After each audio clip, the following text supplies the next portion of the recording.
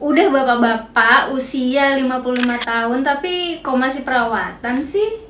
Halo, ini Jakarta sayang, yang persaingannya super ketat. Pengalaman dan skill aja kadang nggak cukup. Seringkali penampilan jadi tolak ukur apakah seorang karyawan masih kompeten bekerja dalam sebuah perusahaan. Kerutan, kantung mata, smile line, dan juga marionette line itu bikin wajah jadi kelihatan lebih tua. Nah, di video kali ini aku mau cerita salah satu klien aku, bapak-bapak yang udah usia 54 tahun pas pertama kali datang konsultasi. Sebenarnya beliau ini sudah di posisi jabatan yang lumayan tinggi di kantornya. Tapi kan zaman berkembang ya, banyak karyawan-karyawan baru yang masuk dengan kemampuan-kemampuan yang jauh lebih menjanjikan. Banyak yang nggak aware atau denial kali ya, atau entahlah. Tapi si bapak ini aware nih. Nah, untuk mempertahankan dan meningkatkan bargaining positionnya dia di kantor, dia kuliah lagi S3, kemudian ngajar jadi dosen, dan juga mulai perawatan biar terlihat jauh lebih muda. Pertama kali datang konsultasi dan aku periksa, itu kerutan di dahinya itu udah banyak, dalam banget, dan itu sudah kerutan yang statis. Kemudian infraorbital crease-nya itu udah grade 4, nasolabial fold-nya juga udah lumayan dalam, dan marionette line-nya juga udah muncul.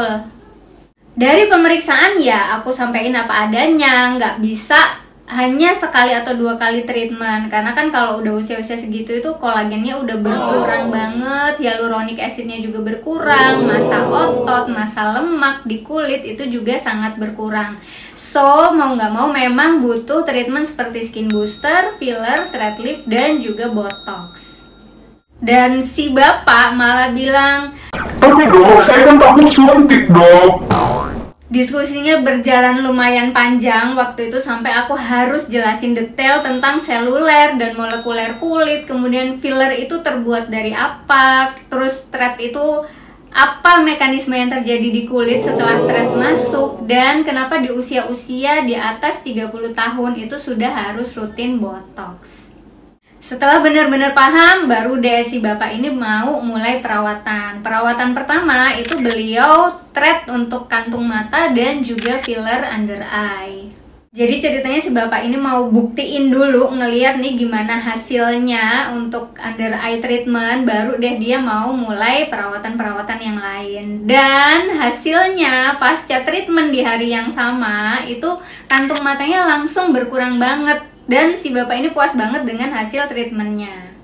1 bulan kemudian beliau datang lagi untuk treatment PDRN Salmon dan botox. Tapi ini nggak di hari yang sama ya. Jadi waktu itu PDRN Salmon dulu, seminggu kemudian baru botox. Kenapa nggak boleh di hari yang sama? Karena khawatir botoxnya itu terdilusi oleh si PDRN Salmon dan hasilnya nggak bisa maksimal.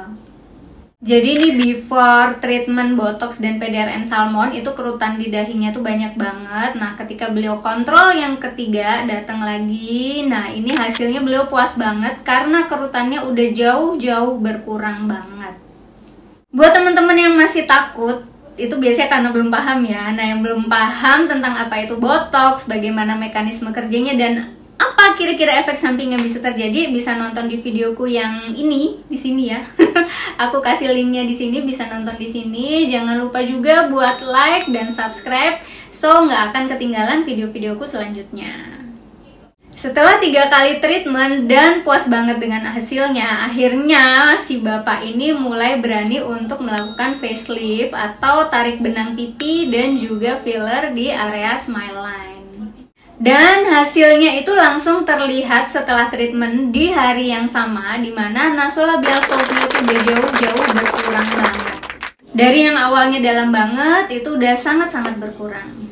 Nah, ini foto pertama kali saat beliau datang konsultasi, dan yang ini adalah foto ketika terakhir kali konsul. Udah jauh beda banget ya, yang foto terakhir kali konsul itu udah jauh kelihatan lebih muda.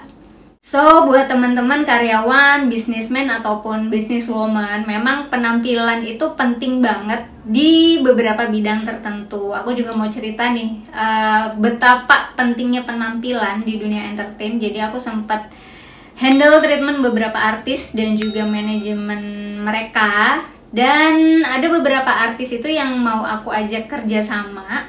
Kalau misalkan aku tawarkan untuk endorse-nya itu botox, filler, dan thread lift ataupun kolagen stimulator, itu kebanyakan mereka menolak karena mereka ingin treatment-treatment itu menjadi rahasia mereka itu awet muda. Jadi kalau endorse itu kan mereka dapat jadi belibet.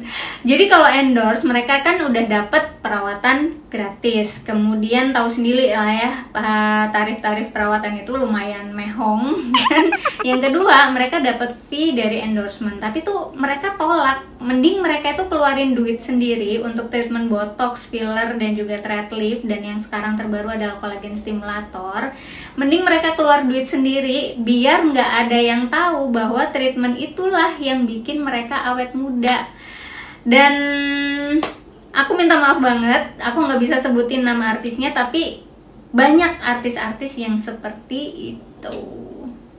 Karena masih minim banget edukasi tentang botox, filler, thread, dan yang terbaru kolagen stimulator. Dan justru yang rame banget itu adalah berita-berita tentang efek samping akibat perawatan itu. Akhirnya masih banyak teman-teman tuh yang takut mau melakukan perawatan botox, filler, thread lift, dan juga kolagen stimulator.